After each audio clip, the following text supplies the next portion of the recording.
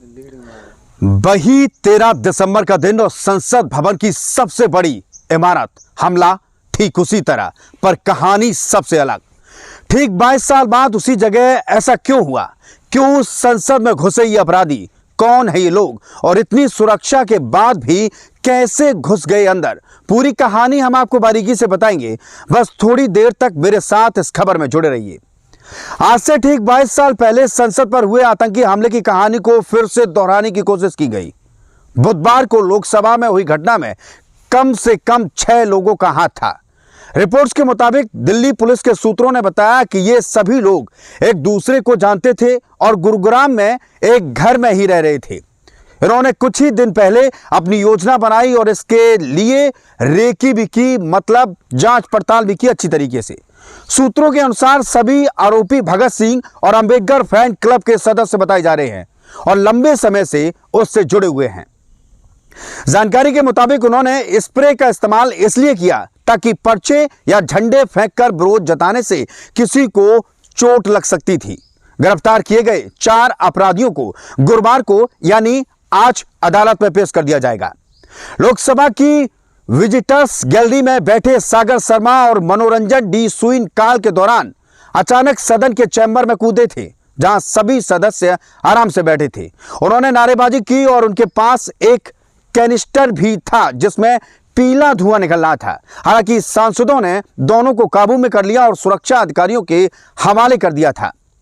इन दोनों के अलावा अमोल सिंधे और नीलम को संसद के बाहर नारेबाजी करते हुए पकड़ा गया था और इन चारों को दिल्ली पुलिस ने अब गिरफ्तार कर लिया था। इसके अलावा 2 और लोग पहचान में आए हैं जिनके नाम ललित और विक्रम बताए जा रहे हैं। इन दोनों को इस घटना में सहयोगी माना जा रहा है और तलाश पूरी तरीके से इनकी की जा रही है। खैर, बता दें कि सागर शर्मा उत्तर प्रदेश की राजधानी लखनऊ का रहने वाला है। जानकारी के मुताबिक उसके विजिटर पास पर भाजपा सांसद प्रताप सिम्हा के दस्तखत थे। वही मनोरंजन मैसूर का रहने वाला है। इसके पास कंप्यूटर साइंस की इंजीनियरिंग की डिग्री है। पहले वह बेंगलुरु के एक आईटी कंपनी में काम करता था। इतना ही नहीं, अक्सर दिल्ली आया करता था और घटना के बाद मनोरंजन के पिता डी देवराज ने कहा कि अगर उसने कुछ गलत किया है तो वह मेरा बेटा नहीं है, लेकिन वह एक अच्छा लड़का है। मुझे पता नहीं था कि वह दिल्ली में है। वह कॉलेज के दिनों में छात्र नेता हुआ करता था, लेकिन मुझे यह नहीं पता था कि वह किन संगठनों से जुड़ा हुआ है। 4 दिन पहले वह बेंगलोर जाने की कहकर घर से निकला था और उसके बाद यह हमला हो गया। वही 4 आरोपियों में से एक नीलम देवी हरियाणा के हिसार की रहने वाली है। जानकारी के अनुसार वह सिविल सेवा परीक्षा की तैयारी कर रही है। नीलम के भाई के मुताबिक उसने साल 2020 में केंद्र सरकार के खिलाफ चल रहे किसान आंदोलन में एक बड़ा हिस्सा भी लिया था, लेकिन वह किसी भी राजनीतिक पार्टी से अब तक नहीं जुड़ी। नीलम के भाई का कहना है कि हमें नहीं पता था कि वह दिल्ली में गई है। हमें बस इतनी जानकारी थी कि हिसार में पढ़ाई करने के लिए गई है। बता दें, नीलम ने BA, MA, BEd, MEd, CTET, MPhil और नेट क्वालिफाई कर रखा है। वह कई बार बेरोजगारी पर मुद्दा उठा चुकी है। वह कहती थी कि इतनी योग्य होने के बावजूद भी बेरोजगार हूं, इससे बेहतर तो मर जाना है। जानकारी के मुताबिक अमोल सिंधे महाराष्ट्र के लातूर का रहने वाला है। इसके माता पिता मजदूर थे। वह सेना और पुलिस में शामिल होने की कोशिश कर रहा था।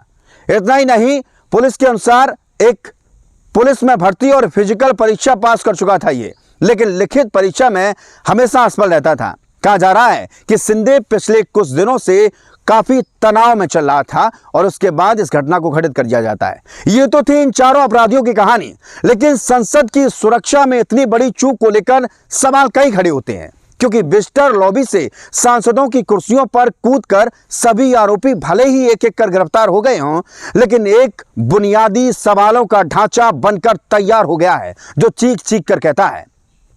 सवाल ये कि आरोपी स्मोक क्रैकर स्प्रे लेकर संसद के भीतर कैसे पहुंच गए?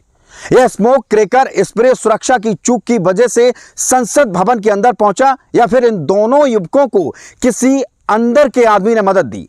अब इन दोनों संभावनाओं में कौन सी संभावना सही है, यह जानने के लिए अब सीसीटीवी कैमरों की तरफ बड़ी जिम्मेदारी से देखा जा रहा है।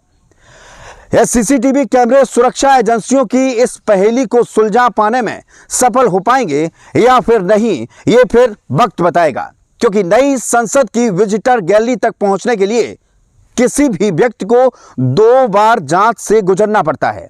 पहली बार जांच संसद भवन में प्रवेश करते समय होती है, जबकि दूसरी बार पुरानी संसद से नई संसद में जाते समय होती है। और दोनों ही check post X ray machine, head handle metal और detector drone frame metal detector सहित अन्य सुरक्षा उपकरण से लैस हैं। बता दें कि स्मोक क्रैकर स्प्रे में स्प्रे वाला जो पार्ट होता है वो मेटल का होता है। ऐसे में जांच के दौरान DFMD और HHDM बीप करना चाहिए। यहां पर पहली संभावना यह है कि बीप आने के बावजूद भी सुरक्षा अधिकारियों ने उसे नजरअंदाज कर दिया, या फिर दूसरी संभावना यह है कि बीप की आवाज उस मशीन से आई नहीं। वरिष्ठ अधिकारी के अनुसार यदि पहली संभावना सही है तो फिर सीधे तौर पर पहली और दूसरी चेक पोस्ट पर तैनात सुरक्षा अधिकारी इस बड़ी चूक के लिए जिम्मेदार हैं और उनके खिलाफ मामला दर्ज भी होना चाहिए। लेकिन यदि हम दूसरी संभावना पर जाते हैं तो सवाल और भी खड़े हो जाते हैं। सवाल ये, और यह सवाल बहुत बड़े हैं, कहां दोनों में जा रहा है कि दोनों अपराधी की मदद के अंदर संसद के अंदर से मदद की जा रही थी दोनों अधिकारियों की। यदि संभावना रूल आउट होती है तो फिर संसद की सुरक्षा में चूक का इससे बड़ा कोई मामला हो ही नहीं सकता है। खैर, यह कहानी अब तक की थी। आज चारों अपराधियों को पेश कर दिया जाएगा। उसके बाद क्या होता है उसकी पूरी की पूरी बारीकी से हम आपको जानकारी देते रहेंगे। हमारे साथ लगातार जुड़े रहिएगा, देखते रहिएगा द शिवा कुमार। नमस्कार।